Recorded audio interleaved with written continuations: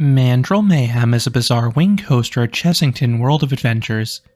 Most rides of this kind are large, full-circuit thrill coasters with lift hills, whereas Mandrill Mayhem is a launched, family-friendly shuttle coaster. Does this ride hit the mark, or is it a miss? Find out in this review. Aerodynamics opened X at Six Flags Magic Mountain in 2002. This was not just the world's first fourth dimension coaster, but it was also the world's first wing coaster. This type of ride seats guests on the side of the track. This gives guests an open feeling because there is no track above or beneath them. Then the wider vehicles offer different dynamics than a traditional, narrower train.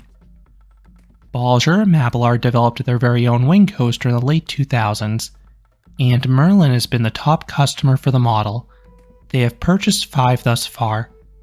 This includes the first 2 B&M wing coasters with Raptor at Gardaland in 2011 and Swarm at the UK's very own Thorpe Park in 2012. Then they added Flug der Damen into Haida Park in 2014. All 3 of these rides were the high thrill coasters I described at the start. But they added 2 odd ones in 2023, both for families. This is not too surprising if you look at B&M's focus post-pandemic.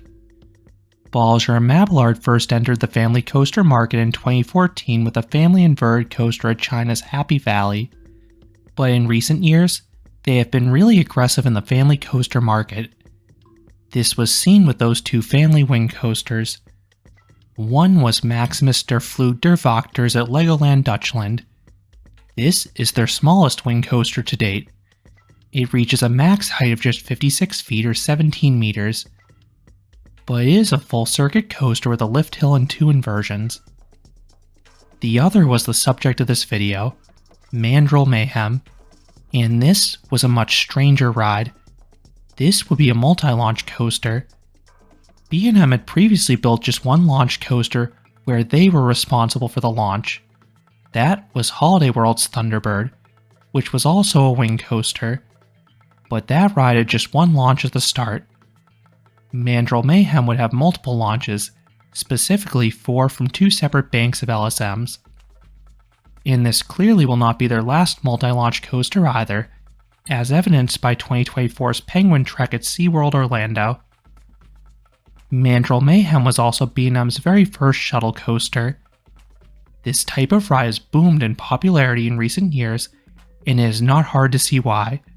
Traveling both forwards and backwards is highly marketable, and it's more cost-effective than a full-circuit coaster, as you need less track to achieve a ride of equal duration. This was still a substantial addition though, as it cost £17 million, but this was more than just a lone coaster. It also included 2 other flat rides and an entire themed land. This coaster is part of the World of Jumanji.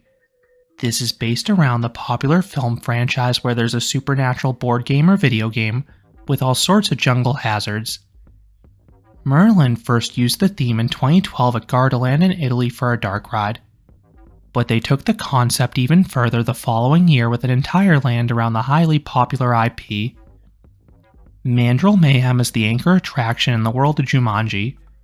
The green track runs along the perimeter of the land, providing tons of kinetic energy whenever it cycles. Then the far end is an upwards helix around a large jaguar statue. It is one of a few different stone animal statues you can find at Chessington alone. What can I say? This park loves these things, and I do not blame them one bit. The one on Mandrill Mayhem is particularly impressive. It is the focal point of the Jumanji area, and it has become one of the most iconic elements of any roller coaster. And that is not the only theming for this attraction. The train looks amazing. It is designed to look like a bunch of mandrills.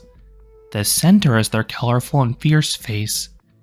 Then the seats are mounted to their arms on the sides. The station as a whole looks great. It maintains the jungle vibe with some trees and vines. It is nicely lit with some string lights and multicolored spotlights. Then there's a cool soundtrack, particularly whenever a train cycles. And the outdoor queue has some physical props and maps. However, it is completely unshaded, which is problematic on hot and/or sunny days. This is because Mandrill Mayhem does not have the best capacity. This is a recurring issue with Chessington's roller coasters. Mandrill Mayhem is just one train. That train does seat a lot of people at least. It seats a max of 28 riders at a time. There are 7 rows of 4, pairs of guests on each side of the track. This low throughput was such an issue in its inaugural year that it actually operated with a virtual queue. Guests had to receive free boarding passes from the park's Reserve and Ride website just to enter the line. There were a few changes in 2024. First, guests could now wait in the station while the train cycled. In 2023, they were not admitted into the station until the prior train returned, causing a boarding delay. Additional fencing was added before 2024, so guests could safely wait in the station. This means they can board faster and have more time to appreciate the station's theming. Second, a single rider queue was added. This ensures that all seats are filled. This park's clientele heavily leans towards families, and from what I saw, most want to stay together. This means the single rider queue usually has a minimal wait. Take advantage of it if you are solo or don't mind splitting up your group. Third, the coaster now uses a traditional standby queue. This means you can get in line whenever you'd like. It does typically have one of the park's longer waits though, hovering around the 30 to 45 minute mark most days.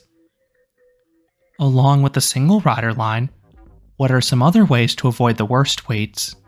1. Stay on site. This comes with 1 hour of early entry, and as of this recording, Mandrill Mayhem is included. I have heard is a near walk-on during this time. 2. Ride it immediately after the park officially opens. Now this only works if you're at the very front of the rope drop crowd though. This is arguably the closest coaster to the main entrance, so combined with its newness, many people make this their first stop.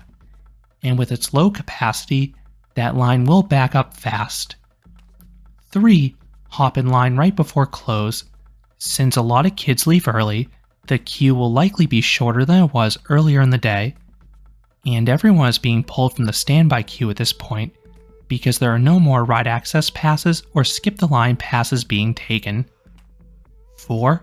Purchase a Reserve and Ride skip the line pass. The lower tier costs £15 to £25 per day. Your return time is equal to the posted queue, which again is usually 30 to 45 minutes. The higher tier costs £50 to £100 per person per day. This grants you near immediate boarding though. It is the best way to marathon this coaster outside of early entry or the single rider line. You merge right before the station, and you should be on less than 5 minutes. In 2023 and 2024, Mandrill Mayhem was only on the higher tier. It is available on all tiers as of 2025. At the end of the queue, you are assigned a row, and if you ask nicely, they will honor row requests. If the row you want is already occupied, they seem happy to let you wait an extra train. I highly recommend trying this in multiple rows. The spikes and the far ends of the attraction feel radically different, depending upon where you sit. The front offers the unobstructed view. This is particularly sweet in the wing coasters with the open seating design. And it makes the far spike even more terrifying because you'll literally see the track disappear in front of you. But you barely travel up the reverse spike at all. Meanwhile, the rear rows travel up this spike quite high. It goes beyond vertical at the apex, so it offers some sweet hang time in those back seats. The trade-off is that you don't travel as far up the Helix later in the ride, but the drop-off in quality is less severe in my opinion. Rows 1 through 6 face forwards, but row 7 actually faces backwards. Merlin originally tried this on Swarm at Thorpe Park. This was added in 2013 after the park's attendance dropped in the ride's inaugural year. This stopped after the 2015 season. I have heard 2 reasons for this, but neither have been confirmed by the park. 1. The queue system caused confusion. From my understanding, guests who want to go backwards were given a paper ticket and entered a separate queue area. With Mandrill Mayhem, you get to the back row waiting in the standard queue. The grouper assigns you that row. 2. 2015 was the year of the unfortunate accident on Smiler at Alton Towers. In short, 2 trains crashed. A loaded train was erroneously advanced into the layout where a prior train had already valleyed. This caused significant injuries for those in the front row. There are rumors that swarm seats were placed forwards for safety or liability reasons, in the extremely rare case it were to ever collide. Mandrill Mayhem only has 1 train, so it cannot crash.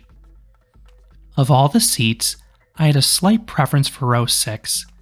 I preferred this coaster best towards the back, while still facing forwards. But to be clear, there is not a bad row in this coaster. If you want a slightly smoother ride, I recommend sitting on the inside seats. The outside seats have more of a bounce because you're essentially sitting on a cantilevered arm. The bounce is not too bad, nor will it cause a headache, but you will notice it. Once seated, you are secured by vest restraints. These are found in all of B&M's wing coasters. There's a thick bar by your pelvis. Then, there's a soft, stretchable piece securing your upper body. These are snug, but comfortable, and they prevent any head banging, not that there'd be any anyway. This coaster is reasonably smooth. There's a bit of a rattle at points, but it's not a major issue, at least for me. Once secured, you launch backwards directly out of the station. This is rather gradual and does not have much punch though. Once outside, you have a small curved drop downwards. This sneaks up on you in the forward-facing rows. This offers some okay floater airtime, particularly in the right side of the train because you're in the outside of the turn. This leads into the coaster's tallest element, a 65-foot or 20-meter tall scorpion tail. This is a fancy name for a beyond vertical spike. While you don't fully invert, the stall offers great hang time in the back half of the train. The hang time feels more pronounced in the forward-facing seats because you'll feel your body dangle against the flexible vest. In the backward-facing seats, you press into the rigid seat backs, but you'll still feel some weightlessness there, and you do have the superior visual staring at the edge of the track at least. You then gently hop upwards into the station. There, the LSMs propel you forwards for launch 2. This is the best launch on the ride by far. It has solid yank and pins you back. I believe this is where you hit the ride's max speed of 45 miles per hour or 72 kilometers per hour. Next is a mellow leftward turn out of the station. Without delay, the train glides through an inline twist. This is delightfully slow, so it offers really good hang time, and I love how it's positioned above the land's entrance, so you often see plenty of onlookers beneath you. This leads into another tame leftward turn. Then, you have an LSM booster launch. While this does marginally increase your speed, the acceleration is too gradual to feel anything on ride, but it does give you the speed needed to traverse the iconic Helix around the Jaguar Shrine. This is a 405-degree upward spiral. The start has some decent Gs, but you rapidly bleed off the speed, so you crawl through the final part of it and eventually stall out. Since the track remains fully banked during this part, you get some super sustained and downright funky lateral hang time. You will be helplessly dangling off to the left, feeling all the blood rush towards your ears. It is also quite disorienting in that backwards row, because you can't quite tell when the element will end. I also love the visuals here. The Jaguar statue in the center is a spectacle. Then the very front row has the added shock factor of the track ending directly in front of them. You then roll backwards, still getting the lateral hang time at the start. Then, you get some Gs in the bottom turn once again. You then have another LSM boost, but it once again is hard to feel on ride due to the marginal strength. The following turn is once again mellow, but the subsequent barrel roll is even better this time around. You navigate even more slowly, so the hang time is ultra pronounced. It is blissful being fully inverted for a few seconds, while gradually being pulled backwards. You then have one last turn into the station, and this has some mild G's this time around, possibly because of the blood returning to your head from the prior inversion. Then you park in the station and come to a stop, ending the experience.